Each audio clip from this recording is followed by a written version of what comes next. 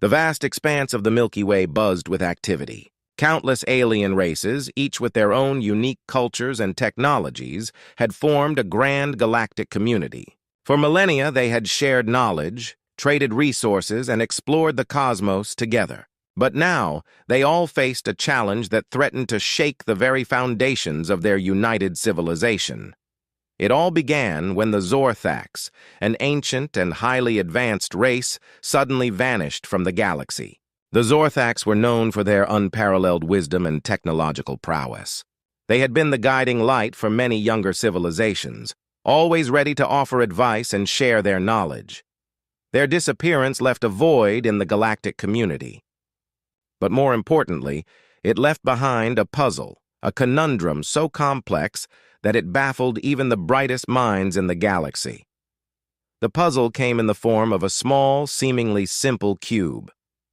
It was no larger than a fist, made of an unknown material that defied all attempts at analysis. Its surface was smooth and featureless, except for a single line of text in the universal galactic language. To those who can unravel our final riddle, we bequeath the future. The message was clear. The Zorthax had left behind their legacy, promising to bestow their advanced technology upon whoever could solve the puzzle. It was an offer too tempting to ignore. News of the cube spread like wildfire across the galaxy. Every major race sent their best scientists, engineers, and thinkers to study it. They came in droves, the logical Vulpins with their supercomputers, the intuitive quarks with their psychic abilities, the methodical droids with their swarm intelligence.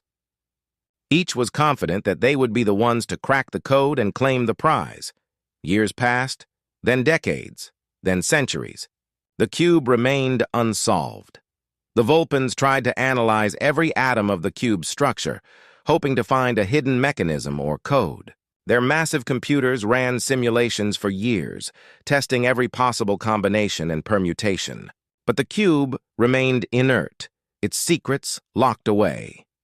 The quarks attempted to use their powerful psychic abilities to peer into the cube's mind, believing that the puzzle might be solved through some form of mental connection. They meditated around the cube for months, their collective psychic energy focused on unraveling its mysteries. Yet the cube's thoughts, if it had any, remained impenetrable. The droids, with their hive mind of billions, approached the problem from countless angles simultaneously. They built intricate models, developed new mathematical theories, and even tried to recreate the conditions that might have led to the cube's creation. Their efforts, too, proved fruitless. As time went on, frustration grew. The galactic community, once united in its quest to solve the puzzle, began to fracture. Accusations of sabotage flew between different races. Some claimed that others were hoarding information, while others suspected that the whole thing might be an elaborate hoax. The Arcturian Empire, known for their warrior culture, suggested destroying the cube to see what was inside. This proposal was met with horror by the scientific community, who feared that such an action might destroy the very technology they were trying to obtain. The Sirius Confederation, masters of diplomacy, tried to organize a galaxy-wide collaboration effort. They argued that by pooling all their resources and knowledge, they might stand a better chance of solving the puzzle. But old rivalries and mistrust ran deep, and the initiative failed to gain traction. Meanwhile, the Andromedan Collective, beings of pure energy, attempted to phase into the cube's structure, believing that the solution might lie in a different dimension. Their efforts led to the accidental creation of a small black hole, which thankfully was contained before it could cause any real damage. As the attempts grew more desperate, so did the theories about the cube's purpose. Some began to wonder if it was a test not of intelligence but of character. Perhaps the Zorthax were watching from afar, waiting to see how the galactic community would handle this challenge. Others speculated that the cube might be a weapon, designed to keep the galaxy's most brilliant minds occupied while some greater threat loomed on the horizon. Paranoia spread, and some planets began to fortify their defenses, fearing an invasion that never came. The once great races of the galaxy found themselves humbled by this small, unassuming cube. It had no buttons, no screens, no obvious means of interaction. Yet it had managed to stump the collective intelligence of an entire galaxy. Some gave up, declaring the puzzle unsolvable. They returned to their home worlds, trying to forget the promise of advanced technology that had slipped through their fingers. Others became obsessed, dedicating their entire lives to staring at the cube, convinced that the answer was just beyond their grasp. The galactic economy began to suffer as more and more resources were poured into solving the puzzle. Some worlds faced food shortages as their best agricultural scientists abandoned their posts to join the cube research teams. Others saw their defenses weakened as military strategists became engrossed in the puzzle, neglecting their duties. The Zorthax cube, as it came to be known, was moved from planet to planet, each new location hoping that a change in environment might yield new insights.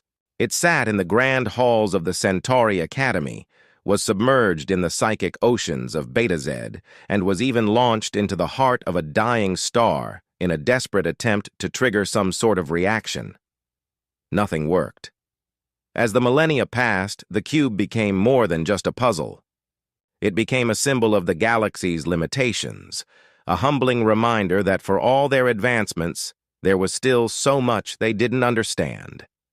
Young aliens were taught about the cube in schools, its story a cautionary tale about the dangers of hubris and the importance of perseverance.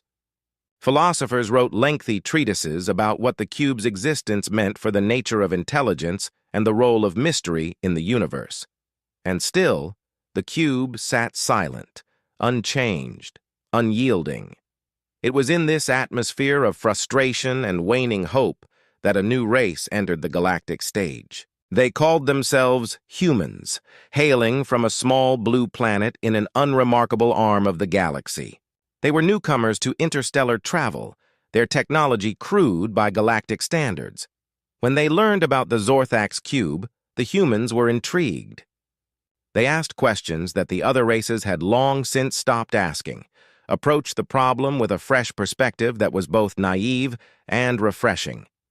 The older races watched with a mixture of amusement and pity.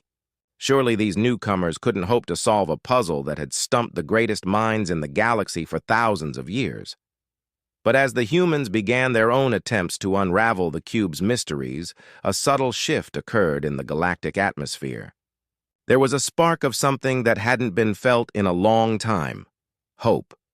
Little did anyone know, the arrival of humanity was about to change everything. The greatest puzzle in galactic history was about to meet its match in the most unexpected of places: the creative, unconventional, and endlessly adaptable human mind. The stage was set for a showdown between human ingenuity and the greatest conundrum the galaxy had ever known. And the outcome would shape the future of all intelligent life in the Milky Way. The year was 2157, when humanity finally cracked the secret of faster-than-light travel. It was a momentous occasion, celebrated across the entire planet Earth.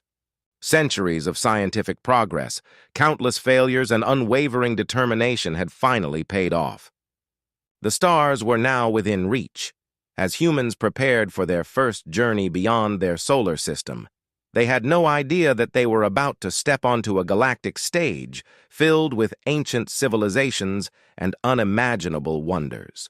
They were like children, wide-eyed and full of excitement, about to walk into a room full of adults engaged in a serious debate. The first human ship to leave the solar system was the HSS Curiosity. It was a relatively small vessel by galactic standards, but to the humans it was their greatest achievement. Captain Maria Chen stood on the bridge, her heart racing as she gave the order to activate the FTL drive.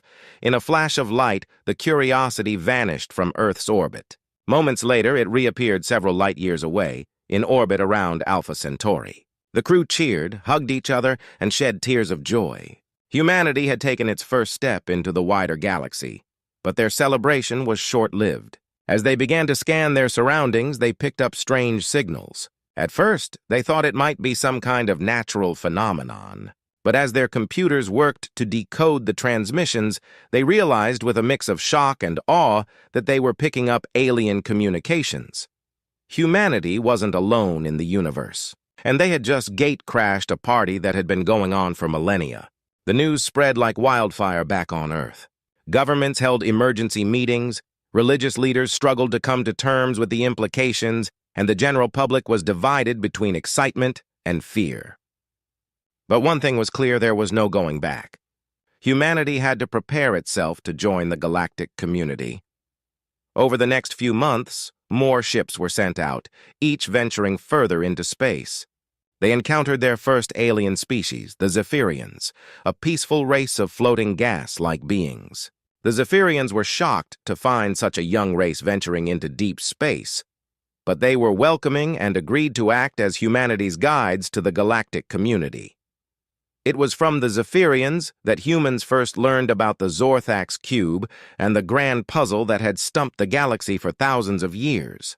The humans listened with fascination as their new alien friends recounted the history of the cube and the countless failed attempts to solve it. But surely, said Dr. Amit Patel, one of Earth's leading physicists, with so many advanced civilizations working on it, someone must have made some progress? The Zephyrian elder, a swirling mass of purplish gas, pulsed in what the humans had learned was their equivalent of a sad shake of the head. Many have tried, young ones. Many have failed. The cube resists all attempts to understand it. It has become a symbol of our limitations. The humans exchanged glances. Where the aliens saw an insurmountable challenge, they saw an irresistible opportunity. It was in their nature to be drawn to the impossible, to want to prove themselves against the greatest odds. "We'd like to try," Captain Chen said, her voice firm with determination. The Zephyrians were surprised by this declaration. They tried to dissuade the humans, warning them of the frustration and disappointment that awaited them. But the humans were insistent. Word spread quickly through the galactic grapevine about the newcomers who wanted to tackle the infamous cube. Most alien races reacted with amusement. Some even laughed outright at the audacity of these primitive beings who thought they could succeed where far more advanced civilizations had failed. The Vulpins, with their vast computational networks, scoffed at the idea. Their most advanced computers are toys compared to ours, they said. What can they hope to achieve? The Quarks, masters of psychic abilities, were equally dismissive. Their minds are so noisy, they complained. How can they hope to hear the cube's secrets through all that mental chatter? Even the usually diplomatic Sirius Confederation had their doubts. They're children, they said, playing with forces they can't possibly understand. But the humans remained undeterred. A team of Earth's brightest minds was assembled: mathematicians, physicists, linguists, philosophers, and even a few artists and musicians. They called themselves the Cube Crackers, a name that drew more than a few chuckles from the alien races. The team was led by Dr. Emily Wong, a brilliant but unconventional scientist known for her ability to think outside the box. "We may not have the most advanced technology," she told her team, "but we have something that might be even more valuable: a fresh perspective." The Cube Crackers were given access to all the data collected on the cube over the millennia. They pored over the information, looking for patterns and clues that others might have missed. They approached the problem from angles that the aliens found bizarre and illogical. Dr. Wong encouraged her team to think creatively. "No idea's too crazy," she said. "Remember, we're not bound by the same assumptions and limitations as the other races. Our primitive thinking might just be our greatest strength." The humans worked tirelessly, their enthusiasm undimmed by the monumental nature of their task. They created models, ran simulations, and even composed music based on the cube's measurements, hoping to uncover some hidden rhythm or pattern. To the surprise of many alien observers, the humans began to make progress. It was small at first. They managed to detect subtle energy fluctuations in the cube that had gone unnoticed before. It wasn't much, but it was more than anyone had achieved in centuries.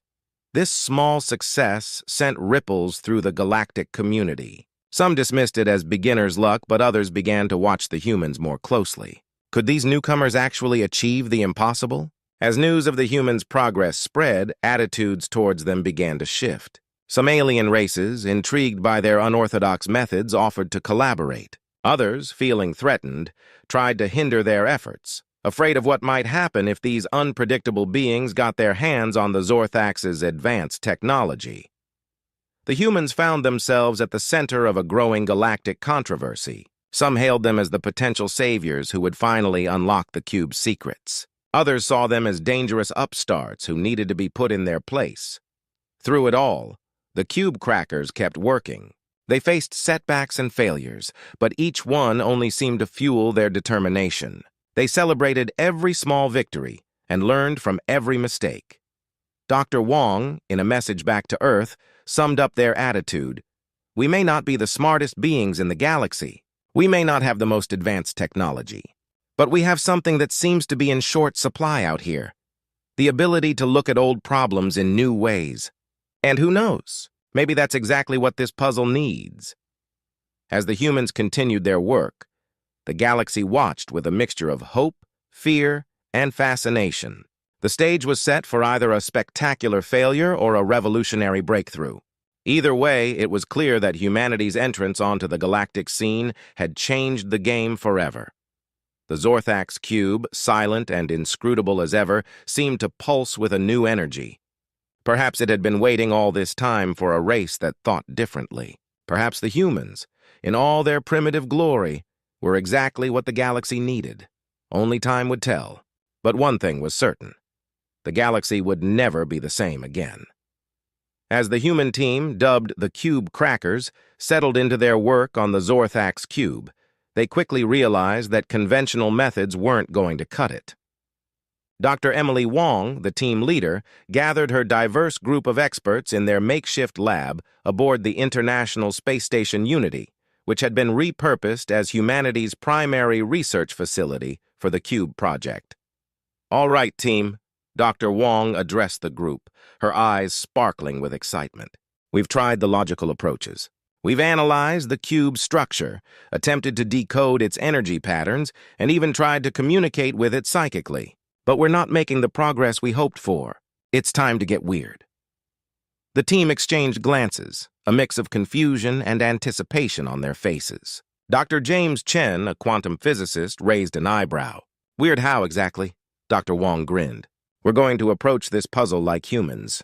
Not like scientists, not like logicians, but like the strange, creative, sometimes irrational beings that we are. Who has an idea that's so crazy it just might work? There was a moment of silence. Then Marina Popov, a Russian linguist with a passion for ancient cultures, spoke up. What if? What if the cube isn't a technology at all? What if it's art? The room fell silent. Dr. Wong leaned forward, intrigued. Go on, Marina. Well, Marina continued, gaining confidence, throughout human history, we've created puzzles and codes that were meant to be appreciated, not just solved. What if the Zorthax were doing the same thing? What if the cube is meant to be experienced, not just analyzed? This sparked a flurry of discussion. Ideas started flowing freely, each one more outlandish than the last. The alien observers watching the proceedings were baffled. This wasn't how scientific research was supposed to work. But Dr. Wong encouraged every idea, no matter how strange it seemed. Remember, she told her team, there are no bad ideas here, only opportunities we haven't recognized yet. Over the next few weeks, the Cube Crackers implemented a series of experiments that left their alien counterparts scratching their heads, or equivalent appendages. They tried exposing the cube to various forms of Earth art, from classical music to abstract expressionist paintings. They attempted to communicate with it through interpretive dance. They even tried baking cookies in the shape of the cube, wondering if the secret might lie in replicating its form in different mediums. To the surprise of many, some of these bizarre experiments yielded interesting results. When exposed to certain frequencies of music, the cube's energy emissions changed slightly. When shown images of Earth's natural wonders, like the Grand Canyon or the Northern Lights, tiny fluctuations in its surface were detected. These changes were minor, but they were more response than the cube had shown to anything in centuries. The galactic community was abuzz with speculation. What were these humans doing that was different? But not everyone was impressed. The Vulpins, in particular, were outraged by what they saw as a mockery of scientific principles. This is not research, they protested to the Galactic Council.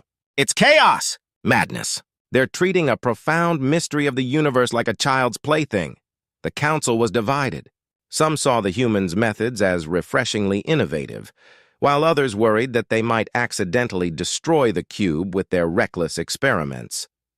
As the debate raged on, the cube crackers continued their work, blissfully unaware of the controversy they were causing. They had moved on to even more unconventional methods. Dr. Wong had brought in a team of children, reasoning that their uninhibited imaginations might see something the adults were missing. The kids spent a day with the cube, telling it stories, showing it their favorite toys, and even trying to teach it how to play hide-and-seek. To everyone's shock, the cube responded more strongly to the children than it had to anything else. Its surface rippled with colors, and its energy emissions spiked in patterns that defied all known laws of physics. "It's like it's laughing," one of the children said, giggling as the cube pulsed with a warm orange glow. This breakthrough caused an uproar in the scientific community. The idea that the key to unlocking the greatest scientific mystery in the galaxy might lie in the hands of human children was almost too much for some to bear. But Dr. Wong and her team were energized by the discovery. "Don't you see?" she explained to a group of bewildered alien scientists. "The cube doesn't just want to be solved, it wants to play."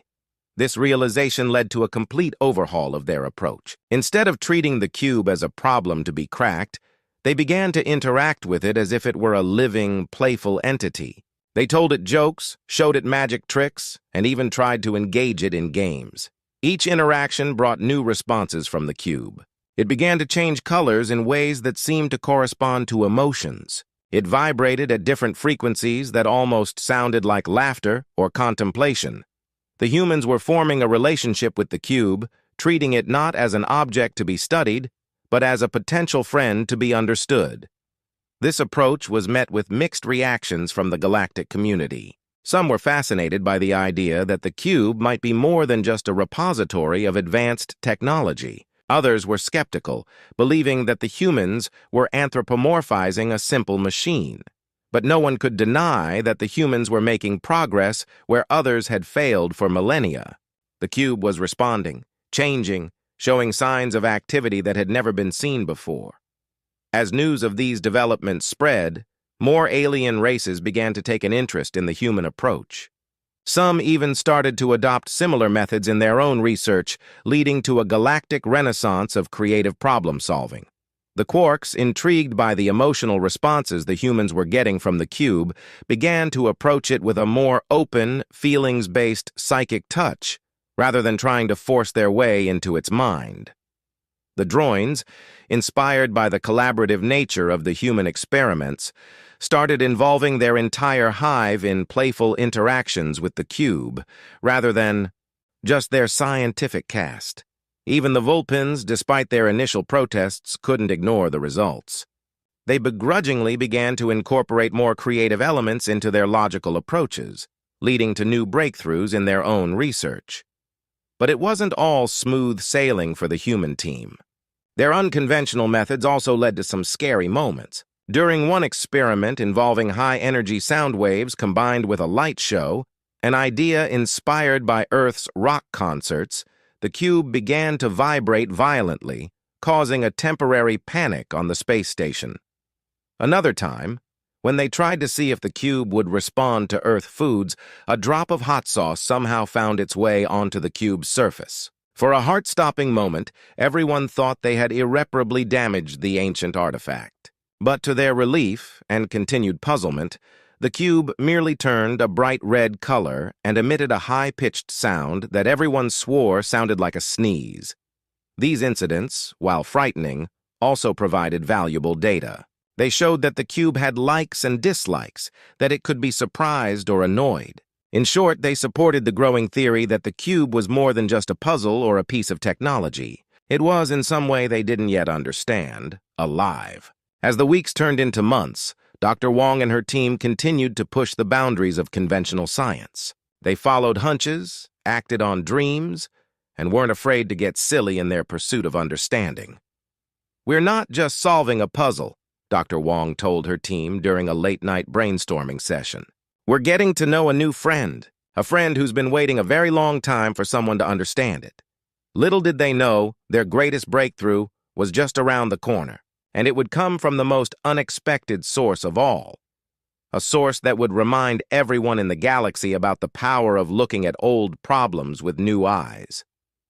The cube crackers were about to crack not just the puzzle, but the very foundations of how the galactic community viewed intelligence, consciousness, and the nature of existence itself. The breakthrough came on a Tuesday, or at least it was Tuesday on Earth. On the space station Unity, where the cube crackers had been working tirelessly for months, the concept of weekdays had long since lost its meaning.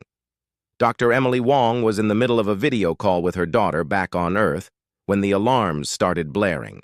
She quickly said goodbye, promising to call back soon, and rushed to the main lab. The scene that greeted her was chaos. Scientists were running around, shouting excitedly. In the center of it all was the cube, pulsing with a bright golden light that seemed to ripple across its surface like waves on a pond. "What happened?" Dr. Wong demanded, her eyes wide with a mixture of excitement and concern. Dr. James Chen, looking both elated and bewildered, turned to her. "It was Jake," he said, pointing to a young intern who was standing by the cube, looking shocked. Jake, a 19-year-old college student who had won a spot on the team through a global competition, was holding a half-eaten sandwich in one hand and a tablet in the other. He looked terrified, as if he thought he was about to be kicked off the station. I didn't mean to," Jake stammered. "I was just eating my lunch and watching cat videos, and then—" Dr. Wong held up a hand to silence him. "Start from the beginning," she said gently. It turned out that Jake, during his lunch break, had been watching funny cat videos on his tablet. He had absent-mindedly propped the tablet against the cube's containment field so he could watch while he ate. As the videos played, the cube had started to react, its surface rippling in time with the cat's movements. Intrigued, Jake had started showing the cube different videos, dogs, birds, even some cartoons. With each new video, the cube's reactions grew stronger, until finally, when Jake played a video of a kitten trying to catch a light reflection, the cube had burst into the golden light they now saw. The team quickly replicated the experiment, showing the cube more videos of Earth's animals. The results were astounding. The cube didn't just react, it seemed to be learning, changing its responses based on what it saw. "It's trying to mimic them," Marina Popov said in awe as they watched the cube's surface ripple in a distinctly feline stretch after viewing a cat video. Dr. Wong's mind was racing. "It's not just mimicking," she said slowly, a theory forming in her mind. "I think it's trying to understand, to learn." Over the next few days, the team worked around the clock, showing the cube all manner of Earth media nature documentaries, animated films, even old silent movies. The cube absorbed it all, its reactions growing more complex and nuanced with each passing hour. But the real breakthrough came when they started showing the cube videos of human interaction. Social gatherings, family dinners, children playing in a park. The cube's reactions to these were unlike anything they had seen before. It pulsed with warm colors, its surface rippling in patterns that somehow conveyed emotions, joy, curiosity, even something that looked remarkably like longing.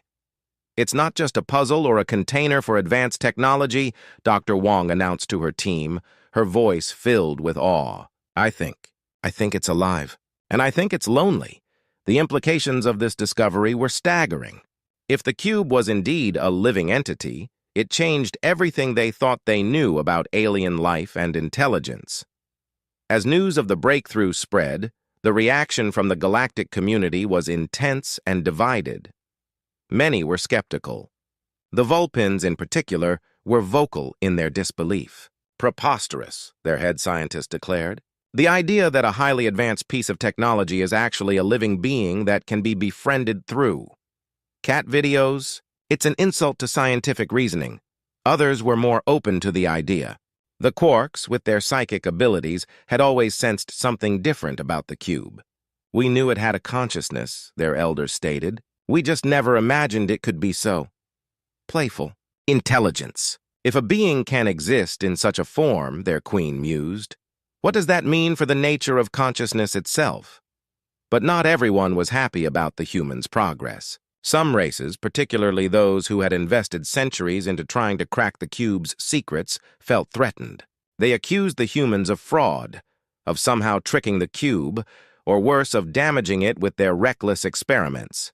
The Arcturian Empire, known for their militaristic approach, even suggested that the humans should be removed from the project for the cube's safety. Who knows what damage their primitive methods might cause? Their ambassador argued in the Galactic Council. The debate raged across the galaxy, with arguments for and against the humans' approach growing more heated by the day. Some praised the humans for their creativity and open-mindedness, while others condemned them for their unscientific methods and lack of respect for proper procedures. Through it all, Dr. Wong and her team continued their work, undeterred by the controversy swirling around them. They were making progress, and that was all that mattered. They developed new ways to communicate with the cube, using a combination of images, sounds, and even simple games. The cube, in turn, began to communicate back. It couldn't speak, of course, but it found ways to express itself through colors, patterns, and energy pulses. One day, as Dr. Wong was showing the cube a video of her daughter's birthday party, something extraordinary happened. The cube's surface shimmered, and then, to everyone's amazement, it projected a holographic image. The image was blurry and flickered in and out, but it was unmistakably a scene of celebration, beings of light dancing and swirling around each other in a joyous display. "It's sharing a memory," Dr. Wong breathed, tears in her eyes. "It's showing us its own people." This was the moment that changed everything. It was proof that the cube wasn't just alive, but that it was the last remnant of a long-lost civilization. The Zorthax hadn't left behind a puzzle or a piece of technology. They had entrusted the galaxy with one of their own, a being of pure energy and consciousness, waiting for someone to understand and communicate with it. As this realization spread, attitudes across the galaxy began to shift. The debate was no longer about whether the humans' methods were valid, but about the ethical implications of how the cube had been treated for thousands of years. Many felt guilty for having treated a sentient being like an object for so long. Others were excited about the possibility of learning from this ancient consciousness, and some were afraid of what this discovery might mean for the balance of power in the galaxy. The humans, for their part, were determined to do right by their new friend. They worked tirelessly to improve their communication methods, to learn more about the cube's needs and desires, and to share with it the wonders of humanity and Earth. As the days passed, the cube's abilities grew. It learned to project clearer images, to manipulate its environment in small ways, and even to interface with human technology. Each new development brought both excitement and new challenges. But challenges were something the human team had grown used to. They faced each new hurdle with the same creativity and determination that had brought them this far. "We're not just making scientific history," Dr. Wong told her team during a moment of quiet celebration. "We're making a friend. We're learning to understand a form of life so different from our own that most thought it was impossible. And in doing so, we're showing the galaxy what humanity is truly capable of." As the humans continued to deepen their bond with the cube, the rest of the galaxy watched and waited. The stage was set for a final revelation that would change the course of galactic history forever. The humans had cracked the first layer of the mystery, but the cube's greatest secrets were yet to be revealed. As the human team continued to deepen their connection with the living cube, now affectionately nicknamed QB by Jake the intern, they faced their greatest challenge yet. While they had made remarkable progress in communicating with the entity, they still hadn't unlocked the advanced Zorthax technology that the cube was said to contain. Dr. Emily Wong knew they were close. She could feel it in her bones. "We're missing something," she told her team during a late-night brainstorming session. "QB wants to share its knowledge with us, but it's like we're not asking the right questions." It was Marina Popov who had the breakthrough idea. "What if?" she said slowly, her eyes lighting up with excitement. What if the technology isn't something physical at all? What if it's knowledge, ideas, a different way of thinking? The team fell silent as they considered this possibility. It was so simple yet so profound. They had been looking for blueprints or formulas, but what if the real treasure was an entirely new way of understanding the universe? With this new perspective, they changed their approach. Instead of asking QB about specific technologies, they began to engage it in philosophical discussions about the nature of reality, consciousness, and the fundamental laws of the universe. The results were astounding. QB's responses, conveyed through an intricate dance of light and color, began to reveal concepts that challenged everything humans thought they knew about physics, mathematics, and the very fabric of existence. Dr. James Chen, the quantum physicist, was the first to start making sense of these revelations. It's beautiful, he said, tears in his eyes as he stared at the equations he had scribbled down. It's like Einstein's theories, quantum mechanics, and string theory all rolled into one, but taken to a level we never imagined possible. As the team worked to understand and translate QB's knowledge, they realized they were on the brink of a scientific revolution that would change the course of human history and, indeed, the history of the entire galaxy. But with great knowledge comes great responsibility. Dr. Wong knew that they couldn't keep this to themselves. It was time to share their discoveries with the world and the galaxy at large. The announcement was made on a sunny Wednesday morning, broadcast simultaneously to Earth and to the Galactic Council. Dr. Wong, looking both exhausted and exhilarated, addressed the cameras. "People of Earth and sentient beings of the galaxy," she began, her voice steady despite her nerves. "We stand here today on the brink of a new era. The puzzle of the Zorthax cube has been solved, but not in the way any of us expected." She went on to explain their discoveries, how the cube was a living entity, the last of its kind, preserving the knowledge and wisdom of an ancient civilization. She talked about the revolutionary ideas they had learned, ideas that promised to reshape their understanding of the universe and unlock technologies beyond their wildest dreams.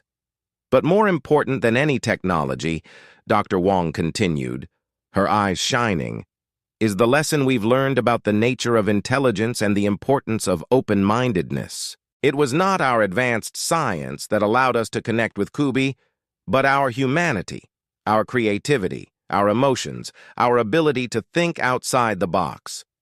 The reaction was immediate and overwhelming. On Earth, people poured into the streets, celebrating this monumental achievement. Scientists around the world eagerly dived into the data that the cube crackers had released, ready to begin a new age of discovery. In the wider galaxy, the response was more mixed. Many races were thrilled at the prospect of new knowledge and technologies. The quarks, in particular, were eager to learn more about the nature of consciousness from QB. Others, however, were less enthusiastic. The Vulpans, who had long prided themselves on their logical superiority, were struggling to come to terms with the fact that it was human irrationality and creativity that had cracked the puzzle. The Arcturian Empire, always suspicious of potential threats to their military dominance, viewed the humans' newfound knowledge with alarm. But it was the droids who surprised everyone. Their hive mind, after processing the implications of the humans' discovery, came to a startling conclusion. In a historic address to the Galactic Council, the Droid Queen announced that they believed the humans, with their unique blend of individual creativity and collective problem-solving, were the rightful heirs to the Zorthax legacy. "We have all been blind," the Queen's melodious voice echoed through the council chambers. "We saw the universe through the lens of our own experiences, our own limitations. The humans, in their beautiful irrationality, saw beyond those limitations. They have earned not just the knowledge of the Zorthax, but our respect and gratitude." This endorsement from one of the oldest and most respected races in the galaxy marked a turning point. Gradually, even the most skeptical beings began to accept and celebrate the humans' achievement. As for QB, it was thriving. Now able to communicate more clearly, it expressed its joy at finally being understood. It spoke of its long, lonely vigil, waiting for a race that could truly comprehend its nature. You humans it conveyed in a symphony of light and color remind me of my own people. Curious, creative, sometimes foolish, but always striving to understand more.